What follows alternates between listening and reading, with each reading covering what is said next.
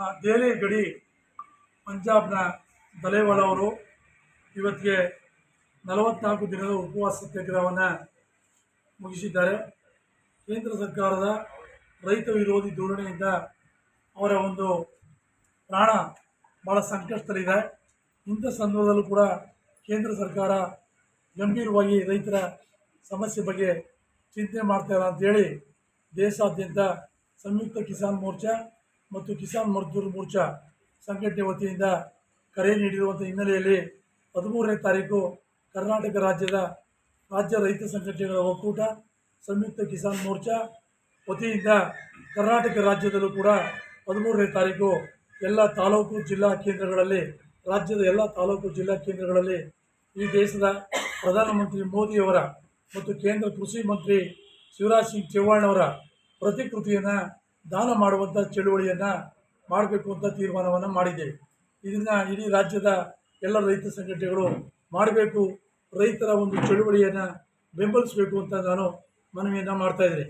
ಏನು ಸಂಯುಕ್ತ ಕಿಸಾನ್ ಮೋರ್ಚಾ ರಾಷ್ಟ್ರೀಯ ನೇತಾರರಾದಂಥ ಜಗದೀಶ್ ಸಿಂಗ್ ದಲೇವಾಲ್ ಅವರು 70 ವರ್ಷದ ವಯೋಮಾನದಲ್ಲೂ ಕೂಡ ಅವರಿಗೆ ಕ್ಯಾನ್ಸರ್ ಪೀಡಿತರಾಗಿ ಇದ್ದರೂ ಕೂಡ ಅವರು ಸಾವು ಬದುಕಿನ ನಡುವೆ ಉಪವಾಸ ಸತ್ಯಾಗ್ರಹವನ್ನು ಮಾಡ್ತಾಯಿದ್ದಾರೆ. ಕೇಂದ್ರ ಸರ್ಕಾರ 44 ದಿವಸಗಳನ್ನು ಪೂರೈಸಿದರೂ ಕೂಡ ಇವತ್ತಿನ ತನಕ ಕನಿಷ್ಠ ಸೌಜನ್ಯಕ್ಕೂ ಕೂಡ ಮಾತನಾಡುವಂಥ ಕೆಲಸವನ್ನು ಮಾಡಿಲ್ಲ. ರೈತ ವಿರೋಧಿ ಧೋರಣೆಯನ್ನು ಇದರಲ್ಲಿ ತೋರಿಸೋ ಮುಖಾಂತರ ಕೇಂದ್ರ ಸರ್ಕಾರ ತಮ್ಮ ಬೇಜವಾಬ್ದಾರಿತನವನ್ನು ತೋರ್ತಾ ಇದ್ದಾರೆ.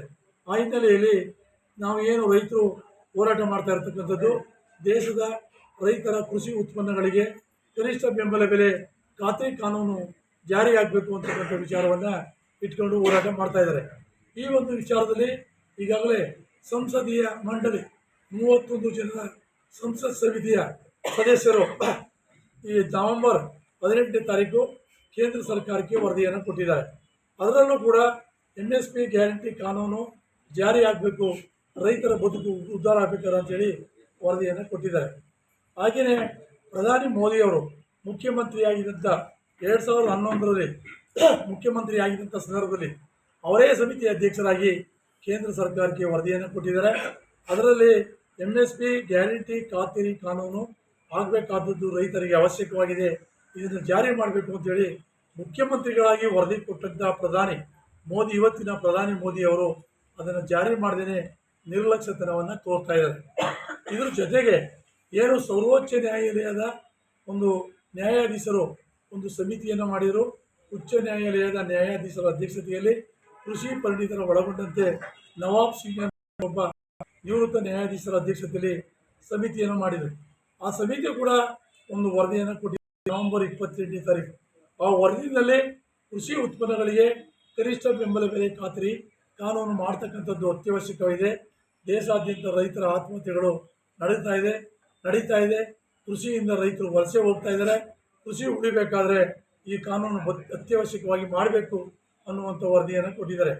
ಈ ರೀತಿಯಾಗಿ ಎಲ್ಲ ಒಂದು ವರ್ಗದಿಂದಲೂ ಕೂಡ ವರದಿ ಬಂದಿದ್ದರೂ ಕೂಡ ಕೇಂದ್ರ ಸರ್ಕಾರ ಇಷ್ಟೊಂದು ದಿನ ಉಪವಾಸ ಸತ್ಯಾಗ್ರಹ ಮಾಡ್ತಾಯಿದ್ರು. ಸಾವಿರಾರು ಸಂಖ್ಯೆ ರೈತರು ದೆಹಲಿ ಬರಲಿಕ್ಕೆ ಹೊರಟ್ರೆ ಗಡಿ ಭಾಗದಲ್ಲಿ ತಡೆದಿದ್ರೂ ಕೂಡ ಇನ್ನೂ ಕೂಡ ಗಂಭೀರವಾಗಿ ಗಮನಿಸ್ತಾ ಇರತಕ್ಕಂಥದ್ದು ಭಾಳ ದುರ್ದೈವದ ಸಂಗತಿ. ಈ ಒಂದು ಕ್ಷೇತ್ರವನ್ನೇ ನೋಡ್ಕೊಳ್ಳಿಕ್ಕೆ ಶಿವರಾಜ್ ಸಿಂಗ್ ಚೌಹಾಣ್ ಅಂತಕ್ಕಂಥ ಒಬ್ಬ ಕೃಷಿ ಮಂತ್ರಿಯೂ ಕೂಡ ಇದ್ದಾರೆ. ಇವರು ಏನು ನಿದ್ರೆ ಮಾಡ್ತಾ ಇದ್ದಾರಾ? ಇವರು ಏನಕ್ಕೆ ಕೃಷಿ ಮಂತ್ರಿ ಮಾಡಿರೋದು? ಇವರಿಗೆ ಘನತೆ ಗೌರವವಿಲ್ವಾ? ಇವರು ಏನು ಜನರಿಂದ ಆಯ್ಕೆ ಇರೋದು ಯಾತಕ್ಕೋಸ್ಕರ?